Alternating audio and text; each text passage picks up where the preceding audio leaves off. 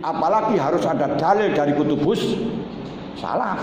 Makanya apa yang Anda tidak Anda misalnya tak setuju dengan adanya kutubus salaf kok seperti ini. Nah, ini nanti kita bahas. Ini saja sudah jelas hal yajibu usia salaman atau syariah Islamnya. Apa ada dasar harus ada dari Quran hadis yang berbicara langsung? Apalagi apakah harus ada kaulnya ulama yang ada dalam kitab salaf langsung? Oh, nah ini nanti kita bahas. Cuman untuk memperjelas masalah dakwah dan amar ma'ruf nahi mungkar, bedakan dakwah dengan amar ma'ruf nahi mungkar. Nah, ini kadang tidak bisa membedakan. Dakwah itu bagian dari amar ma'ruf nahi mungkar, tapi bukan termasuk amar ma'ruf. Bagian dari amar ma'ruf nahi mungkar, bagian saja. Tapi nahi mungkar itu sampai ada marotib. Mangkana man ra'a minkum mungkaron fal yughir biyadihi wa ila fabil lisanih wa ila fabil qalbi fa wa adzaful iman. Ini pun juga banyak yang enggak paham, yang kemudian langsung dengan menggunakan niat. Enggak boleh. Untuk ada metode derajatnya. Wong kalau kita dengan diam saja sudah berhasil, enggak boleh kita harus berbicara, apalagi mengolok-olok. Nanti akan ada dalam konsep amar ma'ruf nahi mungkar, insyaallah kalau masih nutut waktu ini ngoten mawon ini, karena kuliahnya itu sangat terbatas. Masalahnya apa? Bukan pengajian gitu saja. Kalau yang ingin detail ya pengajian detail gitu aja. Siap semacam itu saya.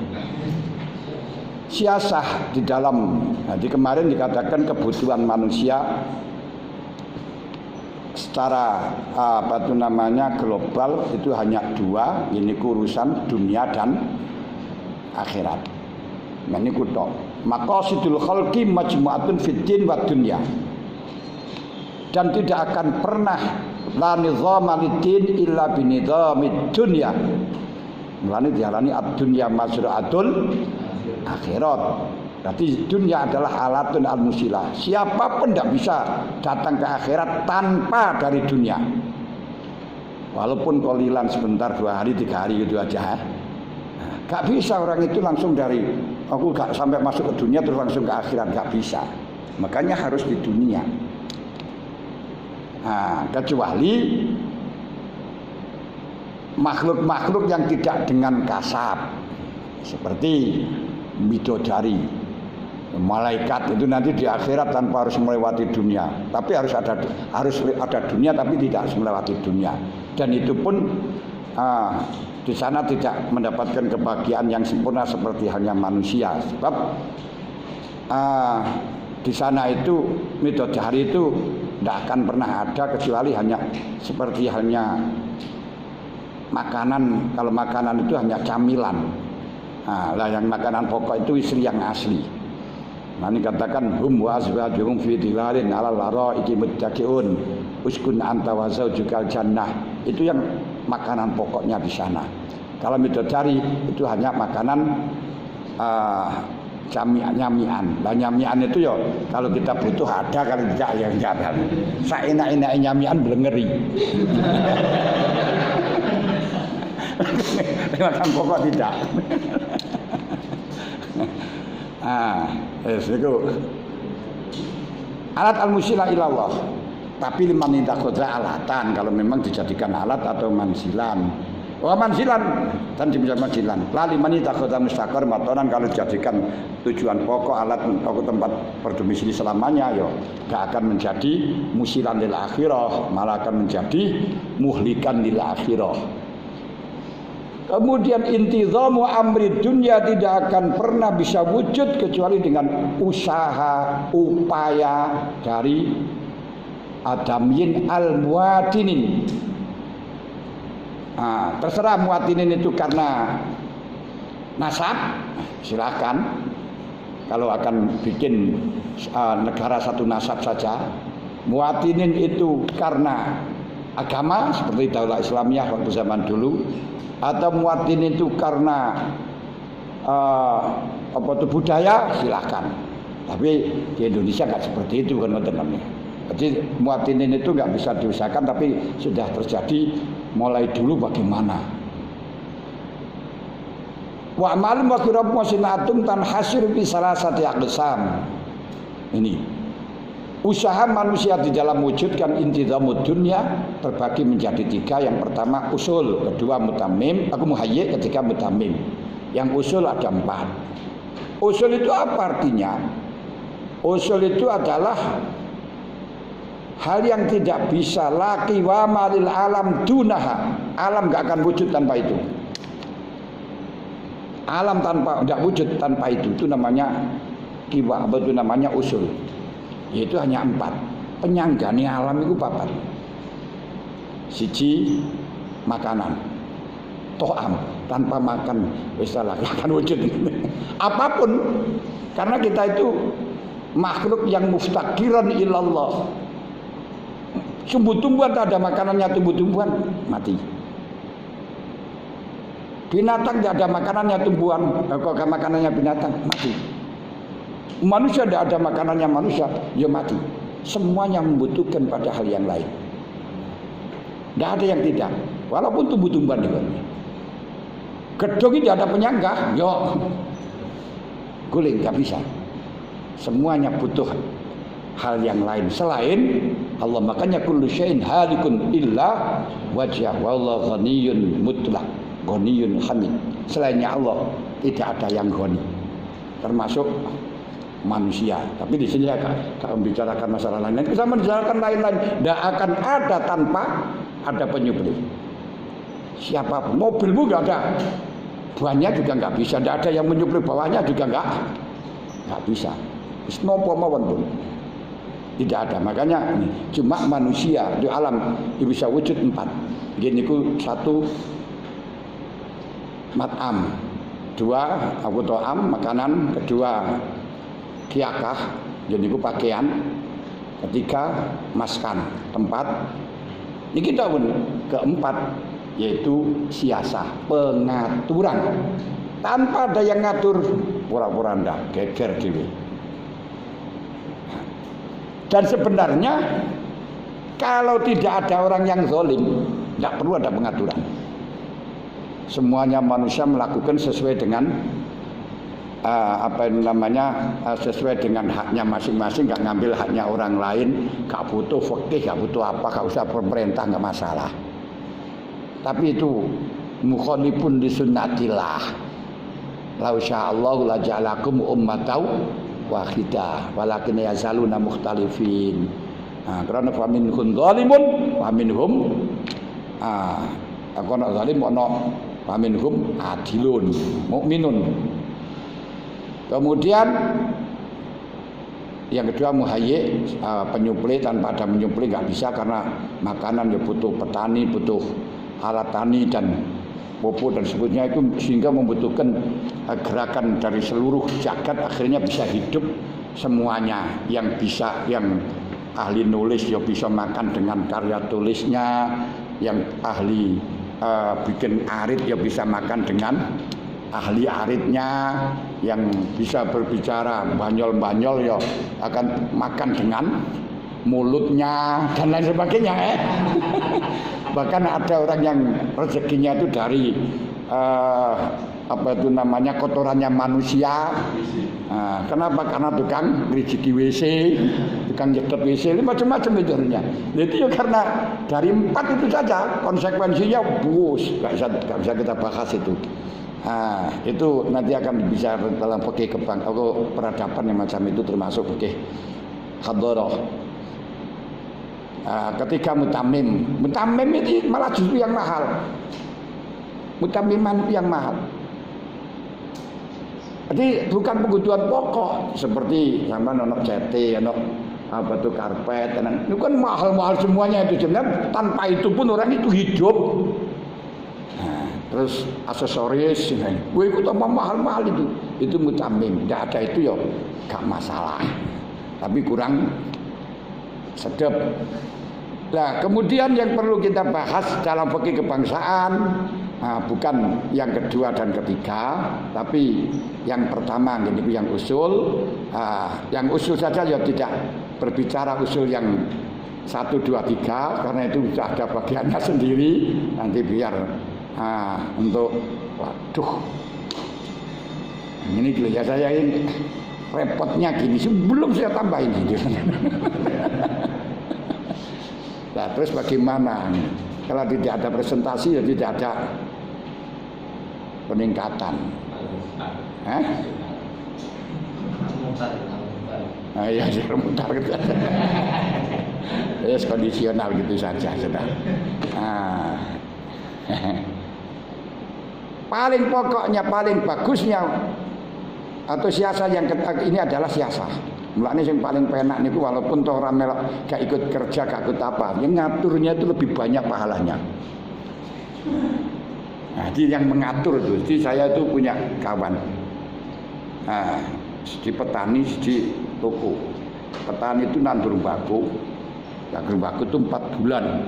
Nek ngrumati siang malam biayanya banyak.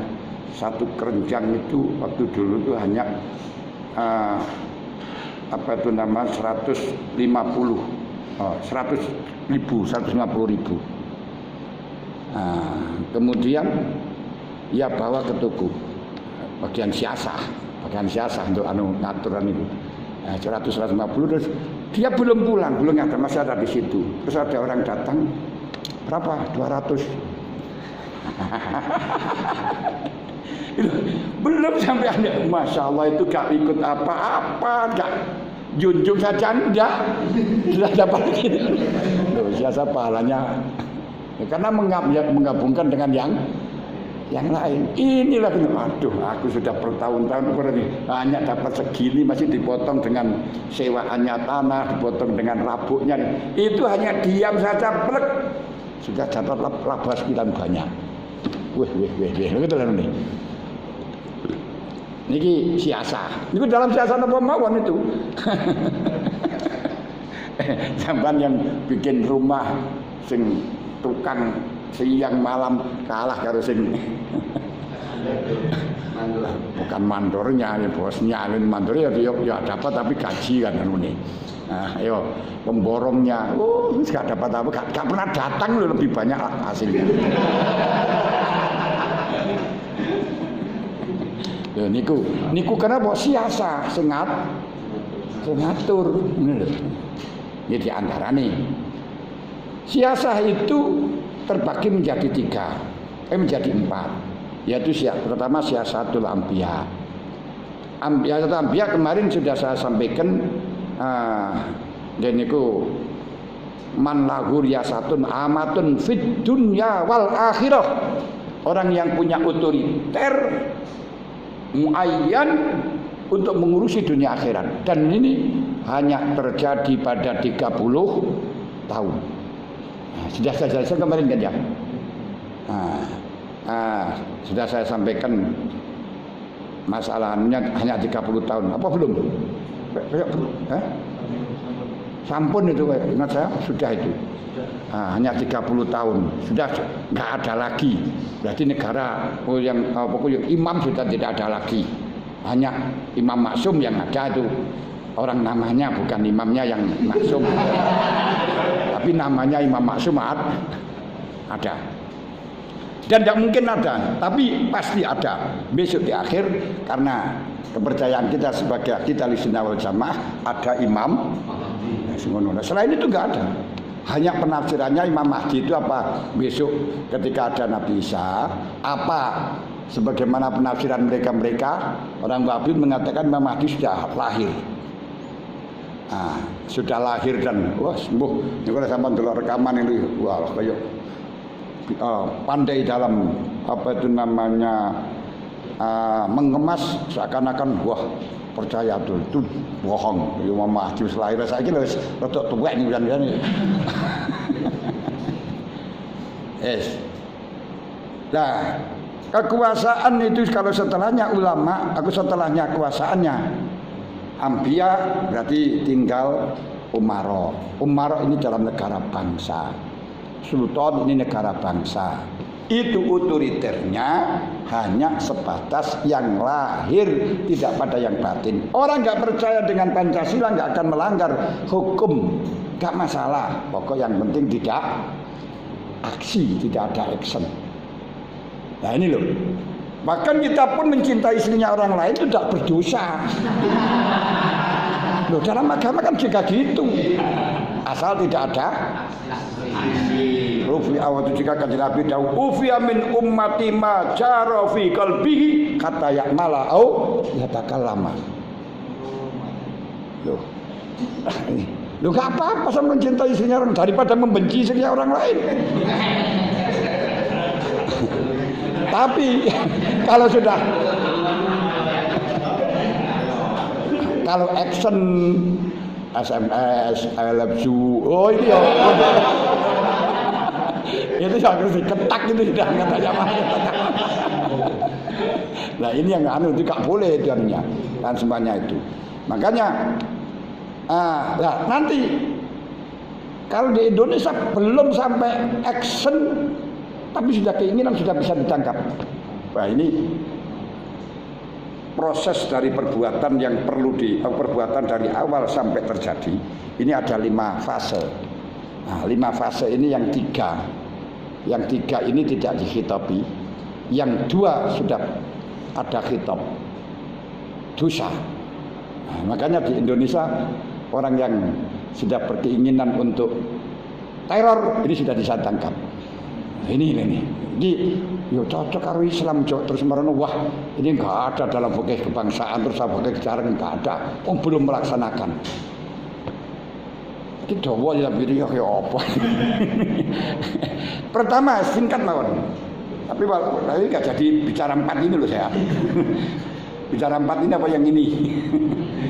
Yang ini saja sudah. Ini metode zaman lihat pada kitab Ihya. Pertama adalah khatirun nafsi.